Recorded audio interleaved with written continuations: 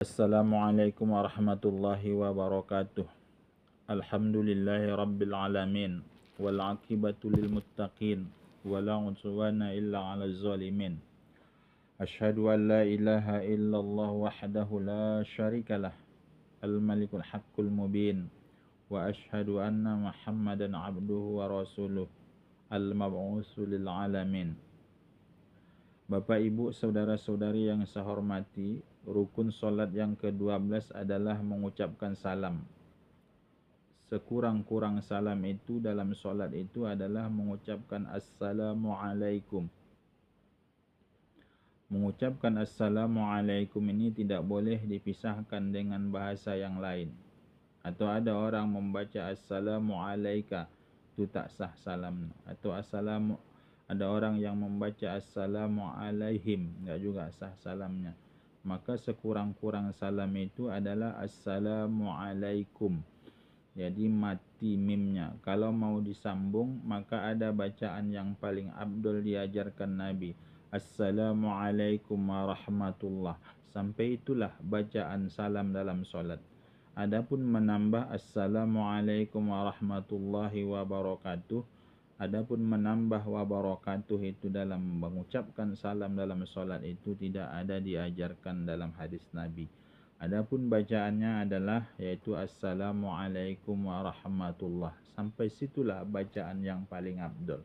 Tapi tidak boleh kita membaca yang lain, menambah-nambahnya seperti yang saya jelaskan di atas tadi. Kalau seandainya ada orang yang membaliknya, Alaikumussalam warahmatullah, maka kalau ada orang yang membaliknya Alaikumussalam, maka perbuatan itu adalah makruh. Maka tinggalkan perbuatan makruh itu dalam solat. Maka yang paling abdul tadi aja, jangan yang aneh-aneh kita buat. Buatlah yang diajarkan Nabi yang paling abdul. Assalamualaikum warahmatullah.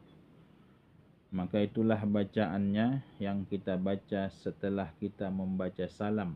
Adapun mengucapkan salam yang pertama itu hukumnya wajib. Mana batasnya tadi? Sekurang-kurang salam yang saya bacakan di atas. Lepas itu sekurang-kurang salam yang saya bacakan di atas itu adalah Assalamualaikum warahmatullah. Maka kalau sudah sampai orang membaca batas Assalamualaikum, mudah sah solatnya. Jadi kalau ditambahnya warahmatullah, maka perbuatan yang ditambahnya warahmatullah itu adalah perbuatan yang sunnat. Maka kalau mau sempurna, bacalah Assalamualaikum warahmatullah. Maka kata Nabi, kalau kamu mengucapkan salam yang pertama itu, kata Nabi, yaitu palingkan ke kanan. Dalam satu riwayat nampak pipinya yang kanan. Dan juga kata para ulama, supaya dapat yaitu padilah sunnahnya, maka diniatkanlah.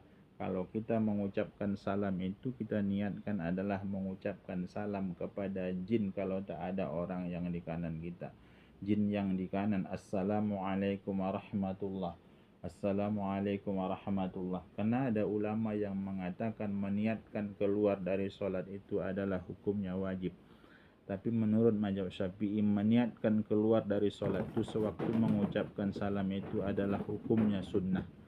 Maka oleh sebab itu, karena ada antara yang mengatakan itu wajib, ada yang mengatakan itu sunnah, maka kata mazhab Syafi'i, perbuatlah itu supaya dapat padilah sunnahnya, meniatkan yaitu mengucapkan salam ke kanan, yaitu niatkanlah ucapan salam yang ke kanan itu kepada orang yang di kanan atau kepada jin yang ada di bagian kanan.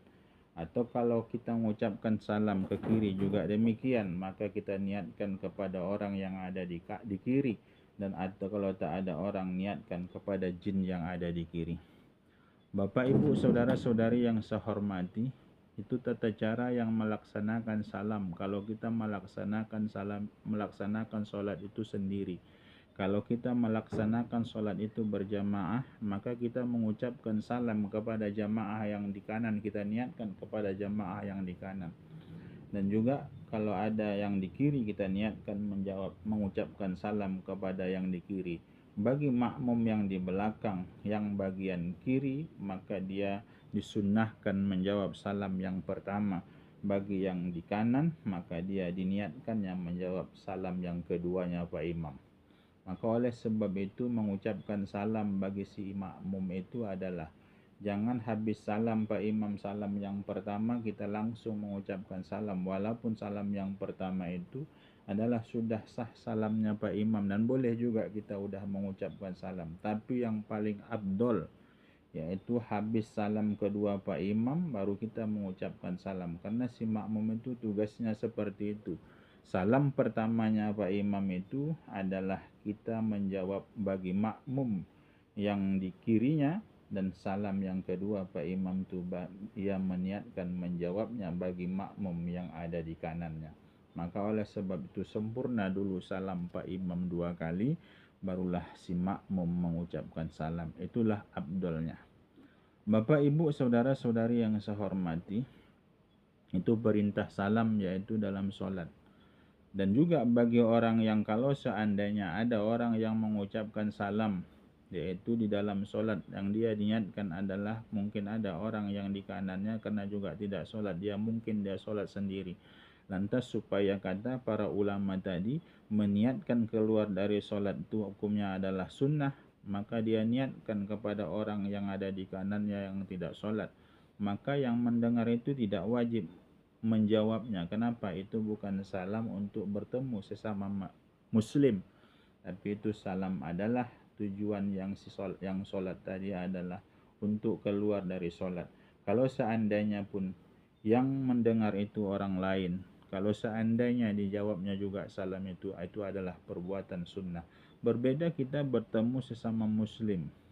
Kalau kita bertemu sesama muslim, kalau ada orang yang mengucapkan salam assalamualaikum, maka kita yang mendengar maka wajib kita menjawabnya, karena itu pertemuan antar sesama muslim.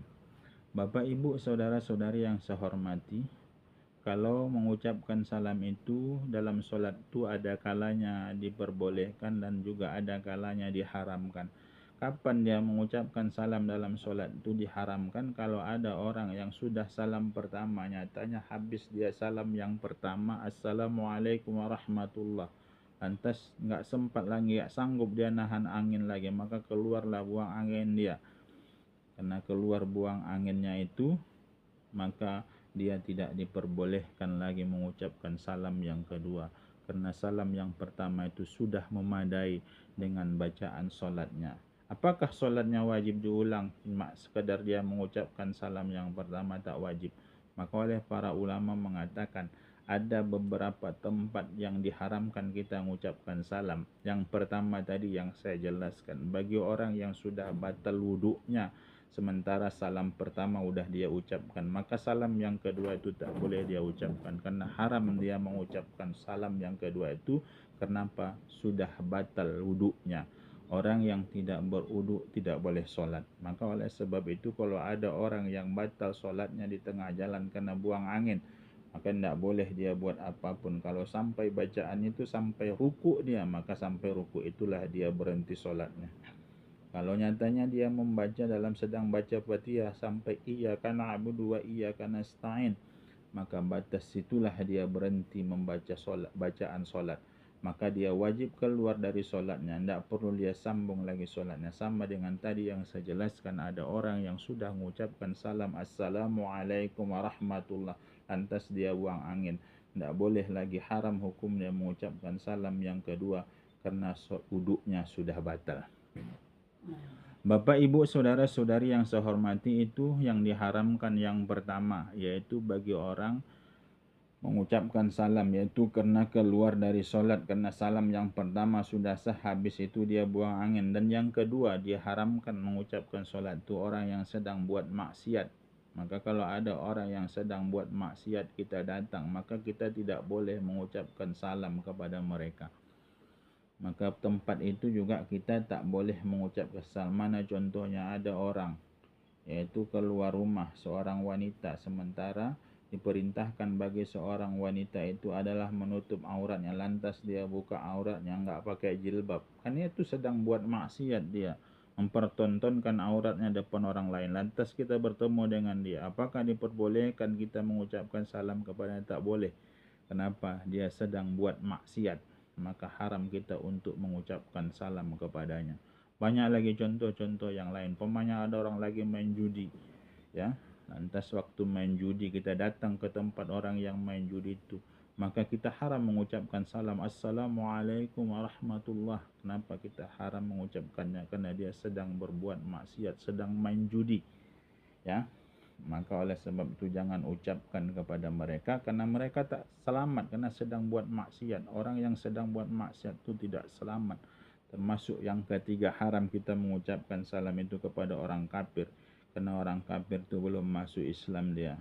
Maka tidak ada keselamatan bagi orang kafir itu kecuali masukkan Allah ke dalam api neraka. Maka oleh sebab itu kepada orang kafir haram kita mengucapkan salam. Jadi kalau ada kita bertemu dengan orang kafir, orang yang tidak Islam, lantas kita mengucapkan Assalamualaikum, itu tidak diperbolehkan dalam agama Islam. Maka tiga tempat itu tak boleh kita mengucapkan salam. Haram hukumnya kita mengucapkan salam.